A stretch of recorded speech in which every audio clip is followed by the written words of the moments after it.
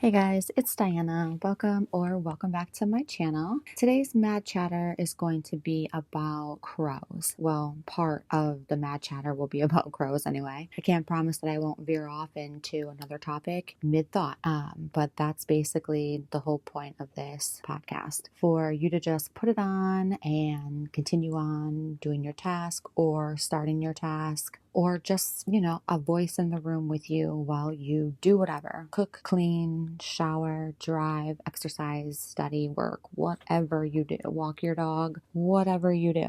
I'm actually thinking about doing some videos like of me walking my dog and then just, play it in the background, because right now I just have pictures and videos of just random things in the background, that I've taken personally with my phone. So yeah. Okay. So today we're going to talk about crows, and I have been feeding crows for 3.5 years now.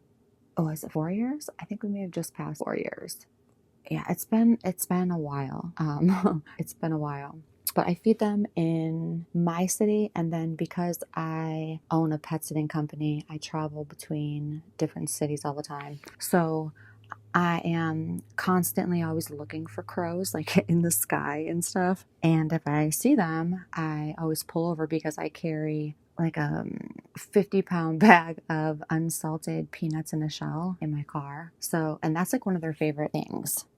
They actually love to crack the shell open. It's like gives them something to do, because crows are super smart. So sometimes they like a good challenge. So I have been feeding different murders of crows in different cities, but my main ones are in my city. And I have like a little murder of them. And since I've been, feeding them for 4 years now, I know their kids, right? And their kids know me, and their kids have branched off and started their own families. And then now I feed them. So it's just awesome. Like, they used to bring their babies down and feed them right in front of me. And yeah, this year when the new baby batch came out, I didn't get to see them right when they were, first fledglings and actually leaving the nest. I got to see them when they were a little bit older and they were on their own. And I call them the three boys, because I believe one of the boys is like the older sibling from like last year's litter, I guess. And then the two younger ones are from this year. And I can tell because obviously the two younger ones look younger. Their feathers are scruffy. They're not all the way in. Their heads are small, their bodies are bigger, they're just like disproportioned. And so there's two of them, and then there's the one older one. And I saw the one little boy sitting on a lamppost one day, because now mind you, I have to stalk my crows. I have to go and find them, and they love to be at like the dialysis center and Sam's Club and Burlington and Steak and Shake and places like that. So I go there and I see the one little boy sitting on the light post one day, and I'm like, oh my God, he's all by himself. He's so young. Where are his parents? Like, where are the parents? But then I like get out of my car and I'm like, I highly doubt this crow is gonna fly down to me. He's super young. He probably doesn't even know what is going on. So I get out of my car and I go to my trunk and I get the peanuts out and I put them down just to see if maybe he'll come. Even if when I leave, he'll come and check them out. But no, like as soon as I got in my car, and these peanuts were parked right next to my car. I'll actually put the pictures and the video of him, because so you can see how close he was. But he flew right down. He flew right down to me. And because he's a fledgling, the only like logical explanation is because crows are social learners, right? So they pass down information to their kids, to other crow members of their family, when they roost or whatever. And then the offspring grow up seeing their parents interacting with like humans or whatever. So this crow has obviously seen his parents interacting with me, and I would not have even have seen the crow. Like, they're in the trees and you don't even know that they're watching you. Like, I will see one crow, because if you see one crow like perched somewhere, that's like the sigil. Like, he's looking out, right? He's looking out. So that means he has family members probably on on the ground somewhere, searching for food, burying food for later, or whatever. And he's the lookout, right? So many times, like before I actually knew that, I would put down peanuts and then I would be like, why isn't he flying over here? And then all of a sudden, like three crows would come flying out of the trees. I'm like, where did you guys even come from? But yeah.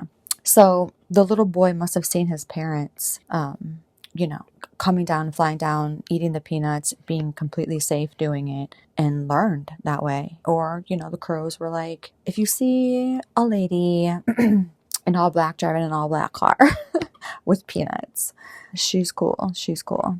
But I just think it's amazing. So crows are extremely smart. They have the brain of a 7-year-old. There's crows in Caledonia that can solve puzzles. They can make tools to solve puzzles. They are as smart as apes. Crows are extremely smart. They will remember your face. They will remember your voice. They will remember the way you walk. They will remember your car. They remember all that stuff. So they remember if you're nice to them. They remember if you're mean to them. And there's documentaries that have been done on this. I want to say his name is Gary Marsloff. He conducted experiments and then did documentaries at colleges where he would wear a mask and he would go through the college campus because crows like college campuses. So he would go in and he would like terrorize them, right? And so they remembered his face. And then he would walk through, but without the mask, and they were fine with him. When he would put the mask on, they would start dive bombing him and everything. And he went back over the course of, I don't know how many years, a few years, and the crows were still doing it. They remembered that mask. And not only were they doing it, but their offspring were also doing it. So yeah, isn't that crazy that they remember? So my crows remember my face in my car, and I have a special call for them. But I don't even have to do that call anymore unless I don't see them and I'm calling to them to come to me. But I also have videos of that too. But my crows remember my car. So I can drive through, like they love to be behind the college and like the places back there in my neighborhood, so I can like just drive through there, and if they see my car, they will hop off of buildings or whatever they're on and literally fly alongside my car until I pull over and feed them. So they have my car memorized. And it's funny because you can, if they see me driving and then I park, they will come and fly and you can see them looking into my windshield to see if it's me, to make sure that it's actually me. But yeah, and it's awesome because I've been feeding them for so long, I believe that the dad, it's either the dad or the older sibling of the two younger ones. But honestly, I actually think it's both. I think it's the dad because there's like always 5 crows, but they're always split off, like 2 and then 3. So I think that's like the mom and the dad and then the 3 kids, right? So the oldest one of the 3 boys and then the dad always fly down and get the peanuts like before I even make it to my car. And how I know it's one of them always for sure is because when he spreads out his wings to fly, he has a missing feather and it leaves like a white streak almost in his feathers, and I know that that's him. And it's so funny because one day he flew down and I was like not even back in my car. So I'm like, oh my God, I'm just going to stand outside my car and see if he, will just continue on and not be afraid of me. And he wasn't. Like he just like walked over to the peanuts. And if you've ever seen a crow walk, they have the cutest walk. And I will post videos here of them doing it because they waddle and they like shake their butts. It's really cute. So he like goes over to the food and then he takes a peanut, and they love to bury peanuts. It's called caching. So he took the peanut and he goes over to like a patch of grass and he starts ripping up the grass and like putting the peanut in there and covering it. And I was so close to him, or he was so close to me, we were so close to each other that I could physically hear him ripping the grass and covering it. Like, I don't know. I just think it's awesome because he trusted me. You know what I mean? He trusts me. So, I mean, that's a big deal to me. It's just awesome to think like a wild bird, a wild, smart, intelligent bird trusts me. You know what I mean? Like, I don't know. It's cool. I can call them and they will fly down to me. Like, that's freaking cool to me. Like, It's so cool. It's such an awesome, amazing experience. Like, I get so excited and so happy when I see my crows, and I literally will feel sad when I don't. So, the other day I gave them hamburger meat for the first time. I cooked it and I gave them hamburger meat, and oh my God. You should have seen them when they realized it was meat. They like hunched down and started looking around them like, who just saw me take a bite of this hamburger? Who's gonna try to get me because I'm eating hamburger meat? It was so funny, but they loved it. And they also love hard-boiled eggs. So I will boil them eggs and give them to them. And they love the yolk the best. And it has a lot of protein for them. So if you guys have crows in your neighborhood or you hear crows in the distance, try to make friends with them because you can actually form relationships with them, and it's pretty freaking cool. If you want to start doing it, you have to do it like at the same time every day because they remember routines and they will come back at the same time every day. And just put the peanuts down or whatever you want to give them. And I mean, make sure that it's things that they can eat, obviously. They love cat food and dog food too. So put the food down and then just walk away. Don't try to stand there. Don't make eye contact with them. Like, you can't do that stuff at first. Eventually, yes, but not right now. You have to get back in your car or go back in the house or go back doing whatever you were doing. Like, you have to let them be comfortable around you first. Let them build that trust. Remember, people try to kill crows for years and years and years. I mean, we have people that train hawks to kill crows currently. So they have not had the best, repertoire with humans throughout the years. So just try to remember that. And they get a bad rap. You know what I mean? They're like, oh, the harbingers of death. No, that's not even how they got their name or why they even got it. It's because they're all black.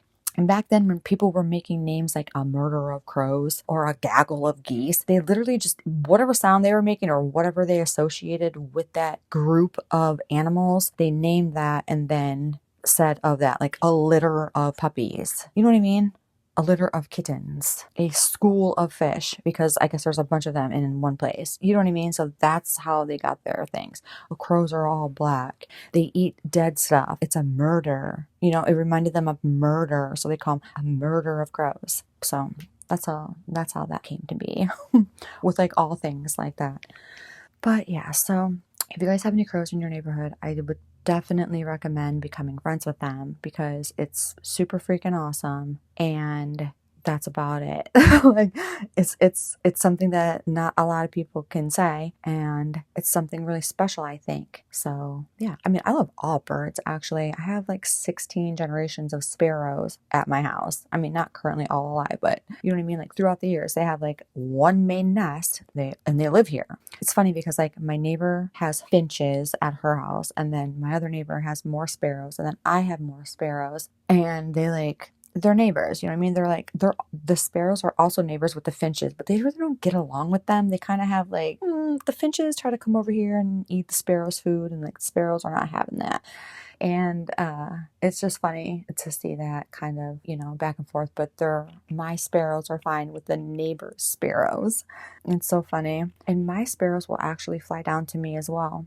When I feed them, I'll feed them like on my driveway, and they will, like 5 or 6 of the newer ones, the younger ones, will fly down. And one day I scrambled eggs to see if they would like them because I was, going to give them to my crows too. And one of the little girls, and you can tell a boy sparrow from a girl sparrow, and the girl sparrows are like, they're all brown basically. And so I was out there, and she always flies down to me, and she had flown down, and I tossed like a piece of a scrambled egg, and it hit her in the leg, right? And I was expecting her to take off flying away, thinking that I had thrown something at her. But no, she just like stood on her tippy toes, ruffled her feathers, and like looked down at her leg like, what in the hell was that? Oh my God, it was so funny. But she did not fly away, which means she overrode her natural instinct to flee, right? Sparrows are super prey animals. Like, what can they kill? An ant, maybe? I don't know. They're like the bottom of the food chain. And she didn't run. Like, she didn't fly away. She didn't do anything. She just looked at her leg and was like, what the hell was that? And then looked back at me like, okay, give me the real food. Like, I don't know. It was so cool though. And then little special moments like that really stand out to me because, like, that is trust, you know? Like, that is a little tiny, helpless, defenseless little tiny bird that trusts me. And I'm like huge to this bird, you know? I don't know. I like stuff like that. Like, stuff like that is special to me. And, yeah. So that's my experience with birds. And crows especially. If you guys are interested in this, let me know because I got lots of crow stories and stuff since it's been a lot of years. But yeah, and if you guys also have any questions about crows, let me know because I have lots of answers. I have researched them. I'm a huge researching nerd. I love to research. I love to figure out the whys of things, the hows of things. Like, I don't like to take stuff at face value or just take somebody's word for it. No. I want to research it. I want to know the facts on my own. I want to know what's behind it. Why is it like this? So I've researched the crap out of crows and they're quite interesting. And if you just heard something snoring in the background, that was my dog, my Frenchie. He's actually kind of mad at me right now because he was gnawing on his bone right in my ear. And I had him get off my bed and lay in his dog bed so he could do it. And then he just stopped chewing on his bone and just like side-eyed me the entire time. And so if you just heard him snoring, it's like not even a snore. It's more like a snore sigh where he's like, you made me stop chewing my bone and all you're doing over there is talking and now I can't sleep and blah, blah, blah. I feel like he's just like chastising me right now. But all right, guys, I'm going to wrap this video up. Let me know what you guys think about it. And please like and subscribe, comment if you haven't already did that. I would really appreciate it. I'm a new YouTuber and it really helps my channel grow. So thank you guys so much and I will talk to you next time. All right, guys.